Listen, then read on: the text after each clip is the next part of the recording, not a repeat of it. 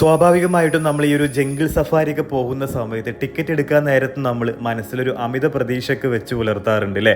ഇത്തവണ നമുക്കൊരു കടുവയോ പുള്ളിപ്പുലിനൊക്കെ കാണാൻ പറ്റണേ എന്നുള്ളൊരു അമിത പ്രതീക്ഷയിലാണ് ഞങ്ങൾ ടിക്കറ്റ് എടുക്കാറ്. കർണാടകയിലെ നാഗർഹോള ടൈഗർ റിസർവിലെ നാനാച്ചി ഗേറ്റിലെ ജീപ്പ് സഫാരി ഇത്തവണ ഞങ്ങളെ നിരാശപ്പെടുത്തിയില്ല.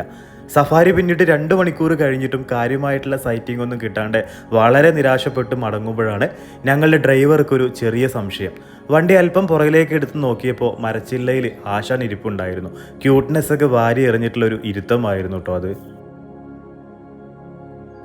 ഇന്ത്യൻ ഗൗറും പുലിയും കടുവയും കാട്ടാനകളും വൈൽഡ് ഡോഗും സാമ്പാഡീറും വിവിധ ഇനം പക്ഷികളും ധാരാളമായി കാണപ്പെടുന്ന നാഗർഹോളെ ടൈഗർ റിസർവ്.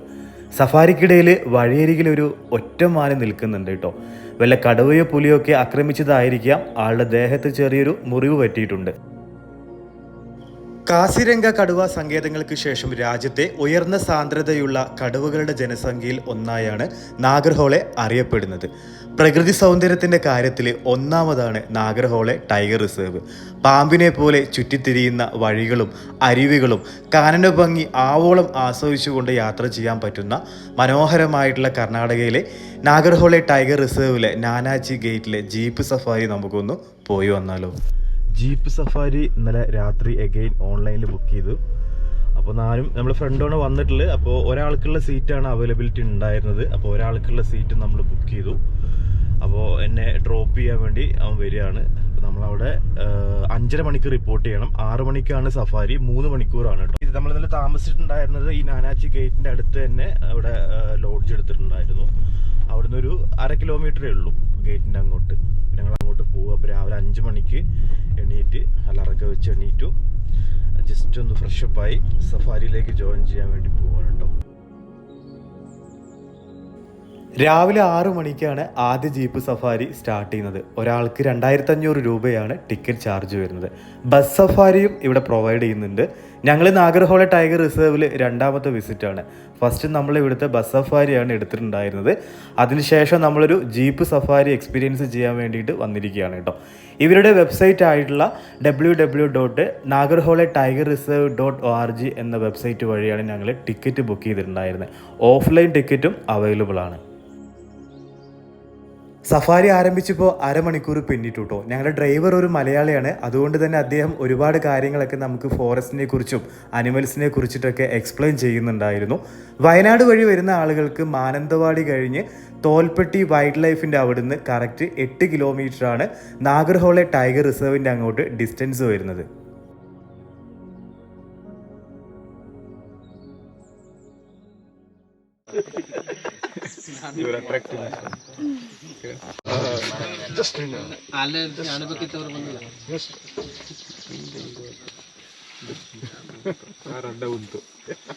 ಇಲ್ಲ ರೋಡಲ್ಲಿ ನಡೆದುಕೊಂಡು ಬರ್ತದೆ.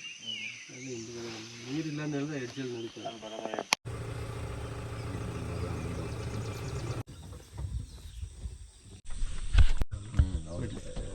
zoom in from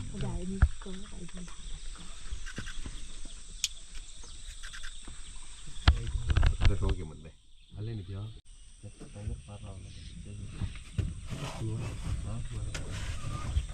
safari ആരംഭിച്ചിട്ട് first സൈറ്റിങ് നമുക്ക് കുറച്ച് മാനുകളൊക്കെ ആയിരുന്നു കേട്ടോ. അതിരാവിലെ ആയതുകൊണ്ട് വഴിയൊക്കെ ക്രോസ് ചെയ്യുന്ന നല്ല ഷോട്ടുകളൊക്കെ നമുക്ക് കിട്ടി.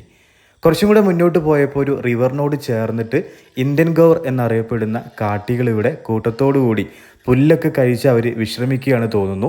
എല്ലാവരും ഭയങ്കര സൈലൻ്റ് ആണ്. നല്ല ക്യൂട്ടാണ് ഇവരെ കാണാനായിട്ട്. ഇങ്ങനെ കൂട്ടത്തോടു കൂടി നിൽക്കുമ്പോൾ നല്ല ഭംഗിയാണ് കാണാനായിട്ട് കേട്ടോ. ഞങ്ങൾ ഏകദേശം ഒരു 1/2 മണിക്കൂർ ഇവർക്കരികിലായിട്ട് സ്പെൻഡ് ചെയ്തു.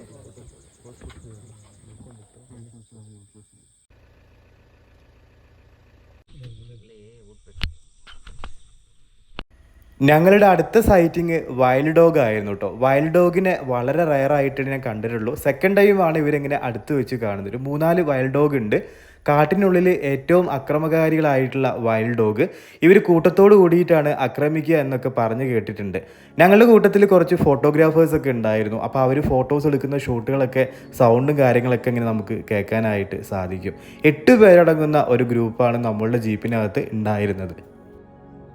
മുമ്പ് രാജീവ് ഗാന്ധി ദേശീയോദ്യാനം എന്നറിയപ്പെട്ടിരുന്ന നാഗർഹോള കടുവ സങ്കേതത്തിന് നാഗർഹോള എന്ന പേര് ലഭിച്ചത് കന്നഡ ഭാഷയിൽ നിന്നാണ്. സർപ്പ നദി നാഗര സർപ്പം എന്നും ദ്വാരം നദി എന്നുമാണ് അറിയപ്പെട്ടിരുന്നത്. ബ്രഹ്മഗിരി വന്യജീവി സങ്കേതത്തിലൂടെ പശ്ചിമഘട്ടത്തിലെ മറ്റ് പ്രദേശങ്ങളിലേക്കും ബന്ദിപ്പൂർ ടൈഗർ റിസർവ് വഴി കിഴക്കൻ ഘട്ടങ്ങളിലേക്കും കടുവകൾക്കും ആനകൾക്കും ഒരു നിർണായക ആവാസ വ്യവസ്ഥയാണ് നാഗർഹോള ടൈഗർ റിസർവ് രൂപപ്പെടുന്നത്. മൈസൂരിലും കുടകിലുമായി വ്യാപിച്ചു കിടക്കുന്ന നാഗർഹോളെ ഏകദേശം 847.981 ചതുരശ്ര കിലോമീറ്റർ വിസ്തൃതിയുള്ളതാണ്. കർണാടകയിലെ ഒരു പ്രധാന കടുവ സങ്കേതമാണ് Nagarhole. Project tiger, project elephant എന്നിവയുടെ സംരക്ഷണത്തിൻ്റെ പ്രധാന കേന്ദ്രമാണിത്. സംരക്ഷിത പ്രദേശം മാംസബുക്കുകളുടെയും സസ്യബുക്കുകളുടെയും വലിയ കൂട്ടങ്ങളെ പിന്തുണയ്ക്കുന്നു. കടുവ, പുള്ളിപ്പുലി, ഏഷ്യൻ കാട്ടുപട്ടി, സ്ലോത്ത്, കരടി, ഏഷ്യാറ്റിക് ആന, ഗൗർ, സാമ്പാർ ഡീർ, ചിതൽ, മൺജാക്ക്, 4 കൊമ്പുള്ള അണ്ണാൻ, കാട്ടുപന്നി, എലിമാൻ, തെക്ക് പടിഞ്ഞാറൻ ലങ്കൂർ, നാഗർഹോളെ അതിൻ്റെ തെക്ക് വയനാട് വന്യജീവി സങ്കേതത്തോടും, അതായത് കേരളം തെക്കു കിഴക്കൻ ഭാഗങ്ങളിൽ ബന്ദിപ്പൂർ കടുവ സങ്കേതത്തോടും ചേർന്നാണ് സ്ഥിതി ചെയ്യുന്നത്. സഫാരി ആരംഭിച്ചിട്ട് ഇപ്പോൾ ഏകദേശം 2 മണിക്കൂർ കഴിഞ്ഞു. 3 മണിക്കൂറാണ് ടോട്ടൽ സഫാരി. ഇനി നമുക്ക് 1 മണിക്കൂർ മാത്രമേ ബാക്കിയുള്ളൂ. ഞങ്ങളുടെ യാത്ര ഇങ്ങനെ മുന്നോട്ട് പോകുന്നതിനിടയിലാണ് പെട്ടെന്ന് ഡ്രൈവർ ആ ഒരു സൈറ്റിങ് കണ്ടത്. ഇവിടെ എവിടെയോ ഒരു മരച്ചില്ലയിൽ ആശാൻ ഇരിപ്പുണ്ട് കേട്ടോ. പുള്ളിപ്പുലിയാണ്, ഫീമെയിൽ ആണെന്നാണ് പറഞ്ഞത്. എനിക്ക് എത്ര നോക്കിയിട്ടും കാണാൻ കഴിഞ്ഞില്ല. അവസാനം ഡ്രൈവറിൻ്റെ കയ്യിലുള്ള ക്യാമറ ഉപയോഗിച്ച് എനിക്കത് സൂം ചെയ്ത് കാണിച്ചു തന്നു. കണ്ടില്ലേ, മരച്ചില്ലയിൽ ഇങ്ങനെ ക്യൂട്ട്നെസ് വാരിയിട്ട് നമ്മുടെ പുള്ളിപ്പുലി ഇരിപ്പുണ്ട്. ഫീമെയിൽ ആണെന്നാണ് പറഞ്ഞത്. വാലൊക്കെ ഇങ്ങനെ താത്തി ഹണ്ടിങ്ങിനുള്ള പരിപാടിയാണോ എന്നും ഡൗട്ടുണ്ട്. മൂപ്പര് ഇരുത്തം കണ്ടിട്ട് കുറേ നേരം അങ്ങോട്ട് നോക്കിയിരിക്കാൻ തോന്നിയിട്ടോ. സത്യം പറയാലോ, ആദ്യമായിട്ടാണ് പുള്ളിപ്പുലി ഇങ്ങനെ കാട്ടിനകത്ത് വെച്ചിട്ട് ഇത്രയും നാച്ചുറലായിട്ട് ഇത്ര അടുത്ത് കാണുന്നത്.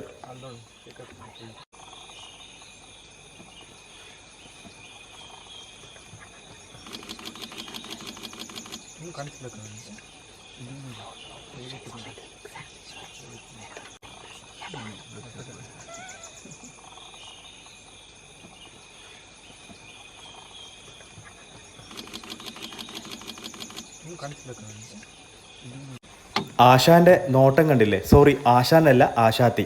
ഞങ്ങളുടെ കൂട്ടത്തിൽ കുറച്ച് ഫോട്ടോഗ്രാഫേഴ്സൊക്കെ ഉണ്ടായിരുന്നു. അപ്പോൾ അവരിങ്ങനെ ക്യാപ്ചർ ചെയ്യുന്ന സൗണ്ടൊക്കെ കേട്ടപ്പോൾ വല്ലാത്തൊരു നോട്ടാണ് കേട്ടോ. ഇടയ്ക്ക് അങ്ങോട്ടും ഇങ്ങോട്ടൊക്കെ തിരിഞ്ഞു നോക്കുന്നുണ്ട്, താഴത്തോട്ട് നോക്കുന്നുണ്ട്. ഇടയ്ക്ക് വായ പൊളിക്കാനും മറക്കുന്നില്ല കേട്ടോ. എന്തായാലും അടിപൊളി ഒരു കാഴ്ചയായിരുന്നു. ഒരിക്കലും നമ്മൾ പ്രതീക്ഷിക്കാത്തൊരു സൈറ്റിംഗ് ആയിരുന്നു ഈ ഒരു പുള്ളിപ്പുലി. ഞങ്ങൾക്ക് അഭിമുഖമായിട്ടാണ് പുള്ളിക്കാരത്തി ഇരിക്കുന്നത്. ക്യാമറയ്ക്ക് നല്ലപോലെ ഫേസ് ചെയ്യുന്നുണ്ട് കേട്ടോ. എന്തായാലും ഒരുപാട് ഷോട്ടുകൾ കിട്ടി, നല്ല വീഡിയോസൊക്കെ എടുക്കാനായിട്ട് സാധിച്ചു. അപ്പോൾ നമ്മുടെ ഡ്രൈവർ ചേട്ടന് ഈ ഒരു അവസരത്തിൽ ഒരുപാട് താങ്ക്സ് പറയാൻ കേട്ടോ. പുള്ളിയുടെ കയ്യിൽ ക്യാമറ ഉള്ളത് കൊണ്ടാണ് എനിക്ക് ഈ ഒരു ഷോട്ട് എടുക്കാൻ കഴിഞ്ഞത്. എൻ്റെ മൊബൈലിൽ സൂം ചെയ്തിട്ട് എനിക്ക് ഈ ഒരു ഷോട്ട് എടുക്കാനായിട്ട് സാധിച്ചില്ല.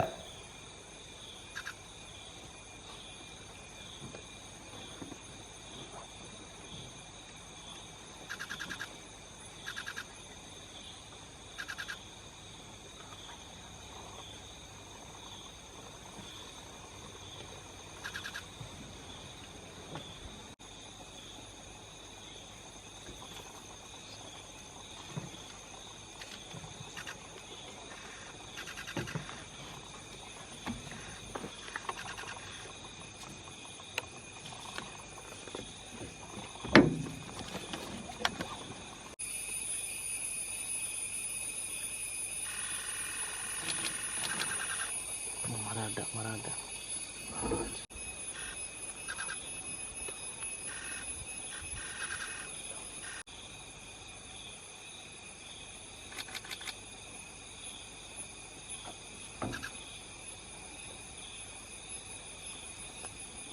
ഇങ്ങോട്ട് തിരിഞ്ഞിരുന്ന ആൾ പെട്ടെന്ന് താഴോട്ടും അങ്ങോട്ടും ഇങ്ങോട്ടൊക്കെ നോക്കുന്നുണ്ട്. കണ്ടില്ലേ? ചിലപ്പോൾ വല്ല മാനുകളൊക്കെ കണ്ടിട്ടായിരിക്കാം ഇര പിടിക്കാനുള്ള ഇരുത്തമാണെന്നാണ് തോന്നുന്നത്. എന്തായാലും നല്ലൊരു ഷോട്ടായിരുന്നു. കുറേ നേരം ആൾ ഞങ്ങൾക്ക് അഭിമുഖമായിട്ട് ഇങ്ങനെ ഇരുന്ന് വന്നു കേട്ടോ. പിന്നെ പൊറുതി മുട്ടിയപ്പോൾ താഴേക്ക് ചാടാനുള്ള പരിപാടിയിലാണ് മൂപ്പര്. ഇപ്പം ചാടും എന്നുള്ളൊരവസ്ഥയിൽ നിൽക്കുകയാണ്.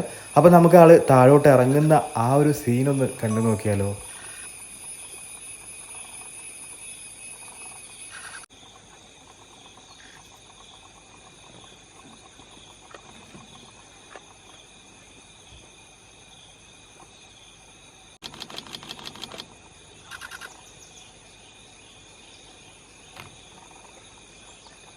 ವಿಡಿಯೋ ಮಾಡ್ತೀನಿ ಸೈಲೆಂಟ್ ಆಗಿರಿ, ಯಾರು ಮಾತಾಡಿದ್ರು ಅಲ್ಲೋಡು ಪಿಕಪ್ ಮಾಡ್ತೀನಿ.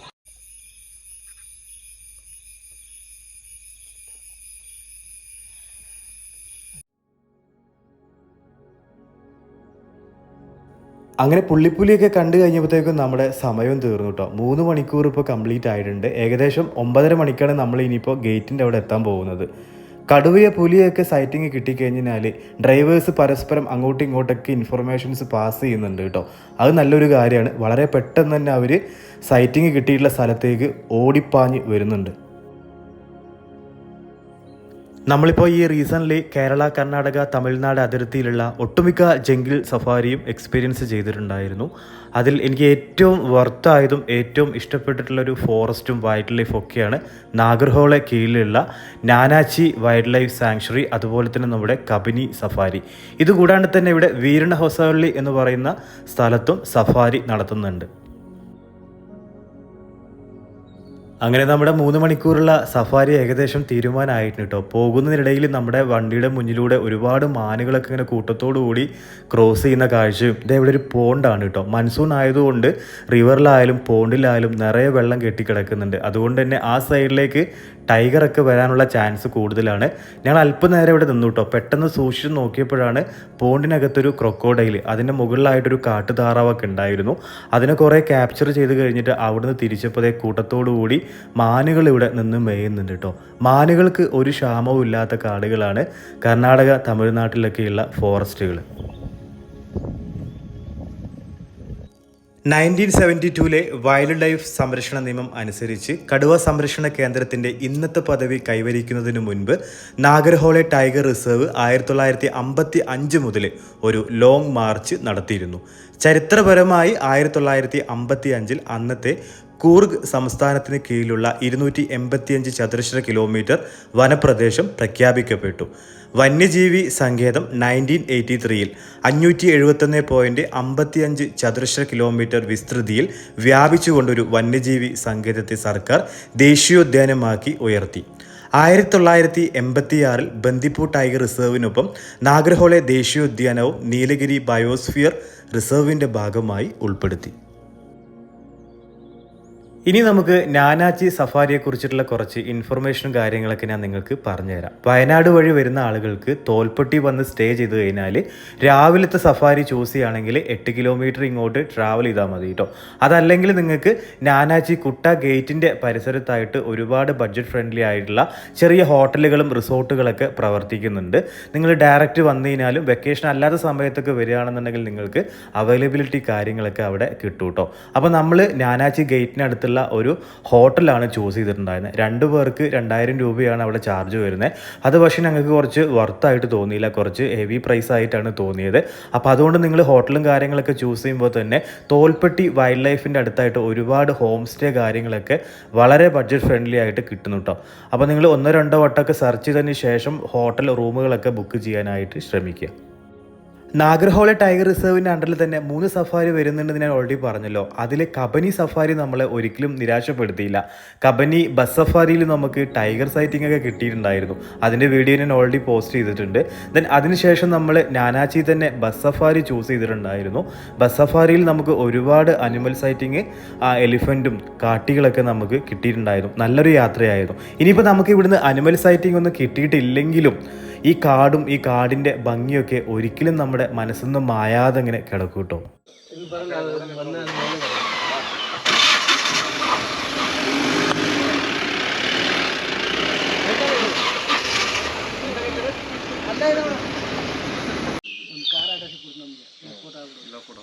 ഞാൻ ഓൾറെഡി പറഞ്ഞല്ലോ 3 സഫാരികളാണ് നാഗർഹോളെ ടൈഗർ റിസർവിൻ്റെ അണ്ടറിലുള്ളത്. ഒന്ന് നാനാച്ചി ഗേറ്റും പിന്നെ കബനി സഫാരിയും. ഇനി നമ്മൾ പോകാൻ പെൻഡിങ് ഉള്ളത് വീരണ ഹൊസവള്ളി ടൈഗർ സഫാരിയാണ്.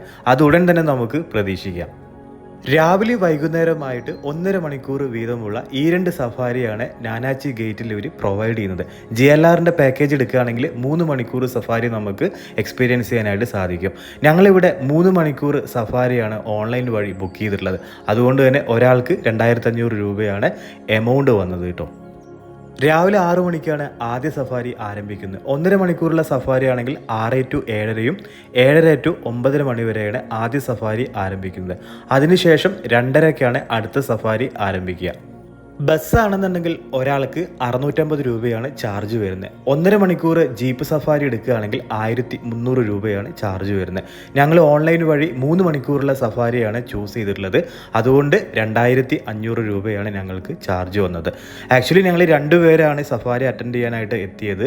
അപ്പോൾ ഒരാൾക്കുള്ള ടിക്കറ്റാണ് ഓൺലൈനിൽ നമുക്ക് അവൈലബിലിറ്റി കിട്ടിയത്. അതുകൊണ്ട് എൻ്റെ ഫ്രണ്ട് റൂമിൽ വെയിറ്റ് ചെയ്ത് ഞാൻ മാത്രമാണ് 3 മണിക്കൂർ സഫാരിയിൽ ജോയിൻ ചെയ്തത്.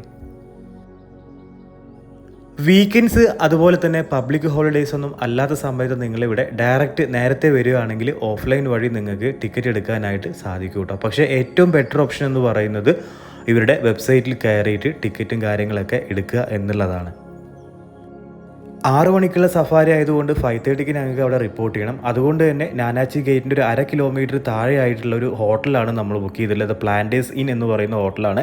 നല്ല നീറ്റായിട്ടുള്ളൊരു പ്രോപ്പർട്ടിയാണ്, ഒരു പ്രീമിയം ടൈപ്പാണ്, നല്ല സർവീസൊക്കെ ഉണ്ട് ഇവിടെ. അപ്പോൾ ഇവിടെ നമുക്ക് ഒരു റൂമിൽ 2 പേർക്ക് 2000 രൂപയാണ് അവർ ചാർജ് മേടിച്ചത്. ഒന്നുകൂടെ ബാർഗെയിൻ ചെയ്യുകയാണെങ്കിൽ കുറച്ചും കൂടെ എമൗണ്ട് കുറച്ച് കിട്ടിയിരുന്നു. പക്ഷേ എനിക്കത് വർത്തായിട്ട് തോന്നിയില്ല, ഒരു ഹൈ പ്രൈസ് ആയിട്ട് തോന്നി. പക്ഷേ നിങ്ങൾ കുറച്ചും കൂടെ ഒക്കെ തിരഞ്ഞു കഴിഞ്ഞാൽ ഇവിടെ അടുത്ത് തന്നെ 500 രൂപ മുതലൊക്കെ സ്റ്റേ, വളരെ ലോക്കൽ സ്റ്റേ കാര്യങ്ങളൊക്കെ പ്രൊവൈഡ് ചെയ്യും. ഡോർമെറ്ററി ഫെസിലിറ്റി കാര്യങ്ങളൊക്കെ ഈ ഒരു നാനാജി ഗേറ്റിൻ്റെ പരിസരത്തായിട്ട് പ്രൊവൈഡ് ചെയ്യുന്നുണ്ട് കേട്ടോ. നമ്മളങ്ങനെ നാഗർഹോളെ ടൈഗർ റിസർവിൻ്റെ JLR ജീപ്പ് സഫാരി ഒക്കെ കഴിഞ്ഞ് ഫിനിഷ് ചെയ്തു. അങ്ങനെ തിരിച്ച് നമ്മൾ മൈസൂർ ഹുൻസൂർ റൂട്ടിലൂടെ ഫോറസ്റ്റിനുള്ളിലൂടെ അങ്ങനെ ചുമ്മാ കറങ്ങി അങ്ങനെ ചേകാടിയിലെ മധുവേട്ടൻ്റെ ചായക്കടയിലൊക്കെ ഒന്ന് പോകാനുണ്ടായിരുന്നു. അവിടുന്ന് ഒരു ചായയൊക്കെ കുടിച്ചൊന്ന് റിലാക്സ് ചെയ്ത് ചേകാടിയിലെ ആ വയനാടിൻ്റെ സൗന്ദര്യമൊക്കെ ആസ്വദിച്ചുകൊണ്ട് നമ്മളങ്ങനെ തിരിച്ച് നമ്മൾ മുത്തങ്ങ ഫോറസ്റ്റിനുള്ളിൽ കൂടെ കറങ്ങി അങ്ങനെ ബന്ദിപ്പൂർ ഫോറസ്റ്റൊക്കെ കവർ ചെയ്ത് അങ്ങനെ മുതുമലൈ ടൈഗർ റിസർവും കവർ ചെയ്ത് ബന്ദിപ്പൂർ ഫോറസ്റ്റിലെത്തിയിരിക്കുകയാണ് കേട്ടോ. അപ്പോൾ അങ്ങനെ ബന്ദിപ്പൂർ, സാധാരണ നമ്മൾ ബന്ദിപ്പൂർ മസനഗുഡി റൂട്ടിലൊക്കെ സ്ഥിരം പോകുന്ന റൂട്ടാണ്. ഈ റൂട്ടിൽ നമുക്ക് ധാരാളം അനിമൽ സൈറ്റിങ് കിട്ടുന്ന ഒരു ഏരിയയാണ്. മെയിനായിട്ട് ഈ റൂട്ടിൽ കാണുക ഇതുപോലെ കാട്ടാനകളൊക്കെ കൂട്ടത്തോടു കൂടി നിൽക്കുന്ന കാഴ്ചയും പിന്നെ കാട്ടികൾ, അതുപോലെ തന്നെ മാൻകൂട്ടങ്ങൾ, മയിലുകൾ, ഭാഗ്യമുണ്ടെങ്കിൽ ചിലപ്പോൾ കടുവൊക്കെ പാസ് ചെയ്യും. അതുപോലെ കരടി, അതുപോലെ തന്നെ കാട്ടികളൊക്കെ ഒരുപാട് നമ്മൾ കൂട്ടത്തോടു കൂടി ഈ റൂട്ടിൽ സ്ഥിരമായിട്ട് കാണുന്ന കാഴ്ചകളാണ് കേട്ടോ. അപ്പോൾ നമുക്ക് ടിക്കറ്റ് എടുക്കാണ്ട് തന്നെ വളരെ ഫ്രീ സഫാരിയൊക്കെ നടത്തിയിട്ട് ഒത്തിരി അനിമൽസിനെ കാണാൻ പറ്റുന്ന ഒരു റൂട്ടും കൂടിയാണ് ഈ ഒരു മുതുമലൈ, തമിഴ്നാട് ടൈഗർ റിസർവിൻ്റെ അണ്ടറുള്ള മുതുമലൈ മസനഗുഡി ഊട്ടിയിലേക്ക് പോകുന്ന റോഡ്. ഇത്തവണ നമ്മൾ ബന്ദിപ്പൂരൊക്കെ കറങ്ങിയപ്പോഴത്തേക്കും കണ്ടില്ലേ, ഒരുപാട് കാട്ടാനകളൊക്കെ കാണാൻ പറ്റി. ഫീമെയിലാണ്, 3 കാട്ടാനകളും ഉണ്ട്, ഒരു ആനക്കുഞ്ഞും ഉണ്ട് കേട്ടോ. കുഞ്ഞിനെ പ്രൊട്ടക്റ്റ് ചെയ്യാൻ വേണ്ടിയിട്ട് അവർ ഭയങ്കര അഗ്രസീവാണ് കാണിക്കുന്നത്. ഏറ്റവും കൂടുതൽ അനിമൽ സൈറ്റിങ് കിട്ടുന്ന മന്ത് എന്ന് പറയുന്നത് ഒക്ടോബർ, നവംബർ, ഡിസംബർ, ജനുവരി മാസങ്ങളാണ്. പ്രത്യേകിച്ചിട്ട് വേനൽ അവധി കാലത്താണ്. ഇപ്പോൾ മൺസൂണൊക്കെ ആയതുകൊണ്ട് കാട്ടിനകത്തുള്ള മിക്ക റിവറിലും പോണ്ടിലൊക്കെ ധാരാളം വെള്ളം പുല്ലൊക്കെ കിട്ടുന്നത് കൊണ്ട് അനിമൽസ് പുറത്തേക്ക് ഇറങ്ങുന്നതൊക്കെ വളരെ റയറായിട്ടാണ്. പക്ഷേ നമ്മൾ വളരെ ഹാപ്പിയാണ് കേട്ടോ. നമുക്ക് സ്ഥിരമായിട്ട് ഈ റൂട്ടിൽ കാട്ടാനകളെയും കാട്ടികളെയും മാനുകളെയും മയിലുകളെയും കരടിനെയും ഇപ്പോൾ പുള്ളിപ്പുള്ളിയും കണ്ടു. അങ്ങനെ വളരെ ഹാപ്പി ആയിട്ടാണ് നമ്മൾ ഇത്തവണത്തെ സഫാരി കഴിഞ്ഞ് തിരിച്ചു പോകുന്നത് കേട്ടോ. അപ്പോൾ നമ്മുടെ കർണാടക അണ്ടറിലുള്ള നാഗർഹോളെ ടൈഗർ റിസർവിലെ നാനാച്ചി ഗേറ്റിലെ ഈ ഒരു JLR ജീപ്പ് സഫാരിയുടെ വീഡിയോ ഇഷ്ടപ്പെട്ട് കഴിഞ്ഞാൽ വീഡിയോ ലൈക്ക് ചെയ്ത് നമ്മുടെ ചാനൽ ഒന്ന് സബ്സ്ക്രൈബ് ചെയ്യാം കേട്ടോ.